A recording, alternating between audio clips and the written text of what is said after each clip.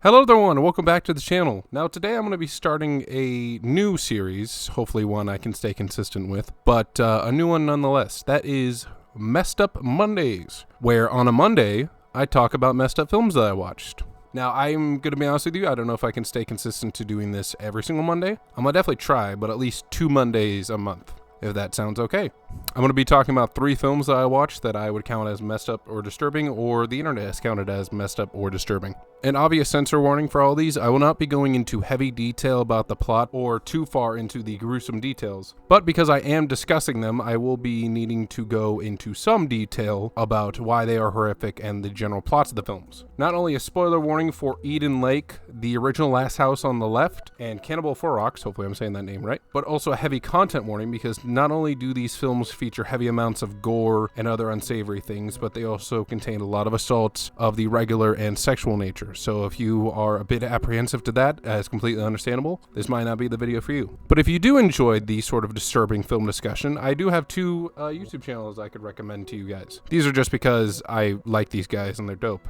That being Big Will, who is a man who thoroughly discussed these horror films in a very comedic and, in my personal opinion, funny way. And Spooky Rice, who does these more thorough breakdowns, explains what's wrong, what's messed up with the film.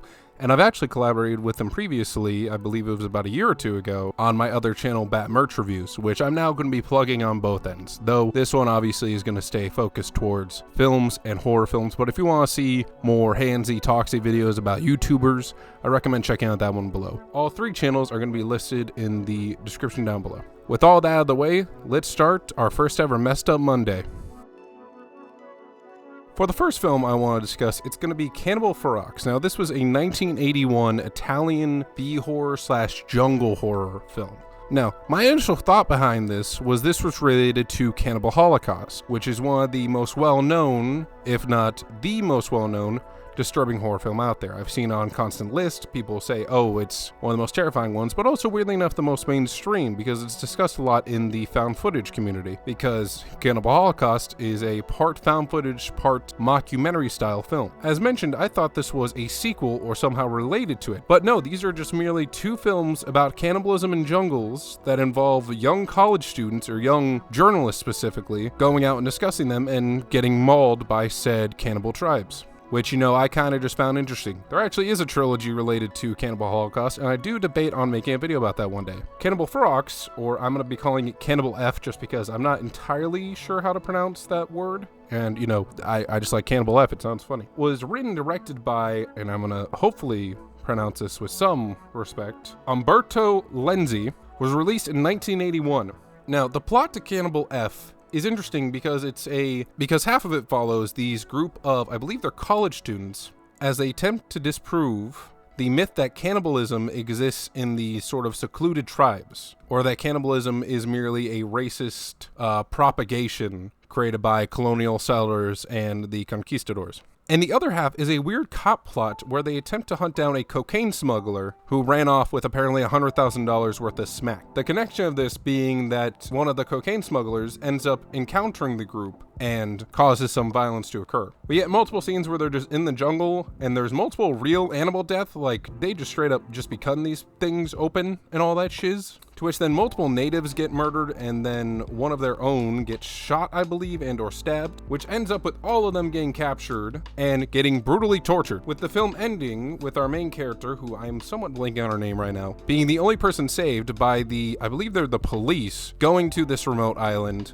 finding her and bringing her back. To which then she apparently writes a book dispelling the myth of cannibalism and gains a sort of reward at her university. And that's how the film ends. Now, getting into the multiple disturbing scenes, the most notable ones are a scene where one of the characters' leg is mauled by piranhas in a very gruesome way, I must say, to which then he is mercy killed because holy crap. Once again, multiple scenes of real animal deaths where specifically there's one where they just spend, I want to say a good solid 5 minutes cutting up a turtle. There is a decapitation scene with the cocaine smuggler, aka Mr. Dickhead, I'm going to call him. You're going to understand why I call him that in a second. Where they put him in this somewhat, I want to say like stocks kind of thing, where it holds him in place, but only the top of his head is exposed, where they're able to just cut it off and eat part of his brain. And the final one I want to mention is a insanely brutal scene where they just cut the dude's dick and balls off and then cauterize it. Now, in my mind while I was watching this film, I was constantly being reminded of Cannibal Holocaust, but I was also being reminded of Eli Roth's tribute to the sort of 70s, 80s jungle horror films, that being The Green Inferno. And I thoroughly realized that, holy crap, he just remade Cannibal F into The Green Inferno. Now, a lot of people compare it to Cannibal Holocaust, specifically because there was a scene where I believe some guy gets something shoved down his throat. I think in the movie it's bamboo. But yeah, I was originally told that he was mostly inspired by Cannibal Holocaust, but no, it seems like a kind of a one-to-one thing, because, a spoiler for The Green Inferno, it has a group of activists going out to protect a untouched civilization in the jungle from having its home destroyed by these contractors who are like, destroying the rainforest kind of thing. To which then they get cannibalized and all that stuff. And her, as the lone survivor, declares that they are not cannibals, they weren't savages, merely everyone died in a plane crash. But it was thoroughly interesting that connection I made. And I will say, on the disturbing factor, this is definitely on the high end. I'm debating on if it's more disturbing than Cannibal Holocaust. It has been like a few years since I watched that film, but I will say the brutality is definitely worse, as in grosser, in Cannibal F than Cannibal Holocaust. But I think Cannibal Holocaust is a better film just because it has not only that found footage aspect, but shows more of the brutality caused by the group of documentarians destroying this, because it's more of a social commentary, I would say. And while this one does have commentary, it just definitely seems like they were just there specifically for gore. And also, I will say the whole entire cop plot, it feels kind of shoehorned in at the very end, only for them to have a reason to return to the island to save her. On the disturbing factor, I'm going to give this one probably a 4 out of 5. I think it is definitely helped that it is an older film, so it has that sort of grittiness to it. The grittiness, yeah. But anyway, let's move on to the next one. For my second film, I want to talk about one that's been on my list for quite some time, that being Eden Lake, released in 2008. Now, this was written and directed by James Watkins, which I have some familiarity with his directorial style, if you will, or just his directorial work. One that the first piece of media I saw from him was actually 2024 Speak No Evil, which was a remake of I believe it's either Danish or German film. If you guys want to see me do a review of the remake where I discuss those two, please let me know. But he is also in charge of the 2026 Clayface film, which I'm thoroughly excited for. And also, just to throw that out there, he did make the Black Mirror episode Shut Up and Dance. I'm not super familiar with Black Mirror. Please, someone tell me if it's good or not. But that episode in particular, I saw a lot of clips from it on social media, so I finally got around to watching it. And yeah, it's not half bad. Eden Lake stars Kelly Riley, I believe is how you say her name, as the character Jenny, and Michael Fassbender as Steve, which once again is very interesting because James McAvoy would appear in Speak No Evil. And I really like X-Men Days of Future Past and that trilogy, so that was kind of cool to find out. And the main villain, that being the teenager Brett, is played by Jack O'Connell, which once again I found thoroughly interesting because I loved him in the film Sinner. I don't know if I specifically brought that up in my Best Horror of 2025 video, which you should watch. But yeah, I thoroughly enjoyed him in that. And he also is getting another role this year, that being 28 Years Bone Temple, which I do thoroughly want to watch that film. I just haven't been able to yet. I'm going to wait till we get a home release.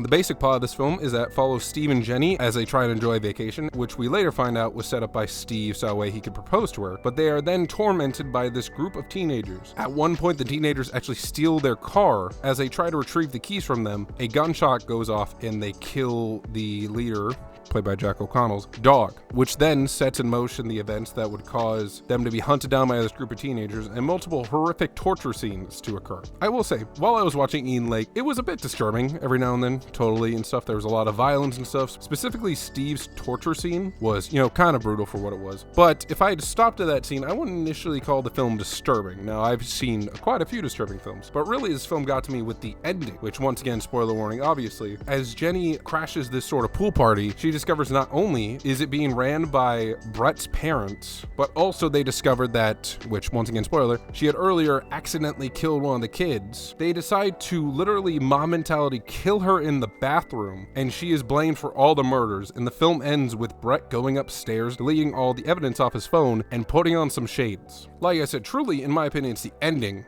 that makes this film disturbing. Just that blunt, oh my god, what the fuck sort of thing. But, you know, there's disturbing scenes throughout. Like I said, Steve's torture scene. There is a bonfire scene where they attempt to burn the corpse of Steve and the still living Jenny, to which they're able to escape. And because of that, they kill off this, I'm blanking on the kid's name, this soccer kid that they encountered earlier that had caused them to get captured and tied up to the tree, to which they burn him alive. I would say it's kind of, you know, of course it's obviously messed up, but it's sort of thrown off by the bad CGI. But there is a horrifically fantastic scene where, as she is running down, I believe she's running down a hill, a metal spike goes through her foot and comes out the end, and you literally see like the point of it through her foot. And then there's a scene where I believe she either pushes it through one way or the other. Still disgusting to watch, where she is biting down on a tree branch and I believe tries to kick out the metal spike through her foot. Weirdly enough, I put this film on the same part as Speak No Evil because they are both thoroughly disturbing. I think this one is more disturbing than Speak No Evil, but they similarly have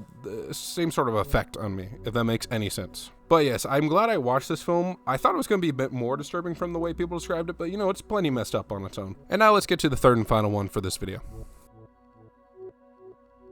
For the last film I'm going to be talking about on Messed Up Movie Mondays, I'm going to be talking about a classic, that being The Last House on the Left, the 1972 rape revenge film directed and written by Wes Craven. Now, Wes Craven you guys may know from A Nightmare on Elm Street, and he also did Scream, but this was one of his first ever films, another one being The Hills Have Eyes, which I will eventually get around to talking about because, once again, there was a remake that they did, and it would be interesting to talk about the two films.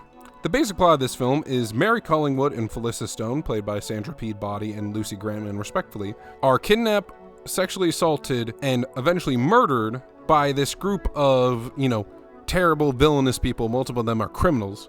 That being Krung Stillo, played by David Hess, Weasel, who's played by Fred J. Lincoln, Sadie, who's played by Jermaine Rain, and Krung's son, who he apparently got addicted to like hardcore drugs, who was only given the name Junior, who's played by Mark Sheffer. After this villainous act occurs, they either intentionally go to the Collingwood house or they accidentally end up going there. It's a bit weird and stuff because Mary mentions that her house is nearby to one of the people, but then when they get to the house, they see a photo and she's like, oh, you're not going to believe who lives here, bam. But they encounter the parents, that being Dr. John Collingwood, played by Richard Towers, and Estella Collingwood, played by Cynthia Carr, to which through a piece of jewelry that Junior wears, determine that they killed their daughter and decide to fucking murder all of them. Now, I will say for this film, it's once again a thing where it's an older film, so it feels a bit more real, and it's definitely a low-budget film, you can definitely tell. But it's also an interesting, weird mix of comedy and horror, because there's multiple quote-unquote comedic scenes, specifically with these two dim-witted cops who are, you know, trying to find these murderers and stuff,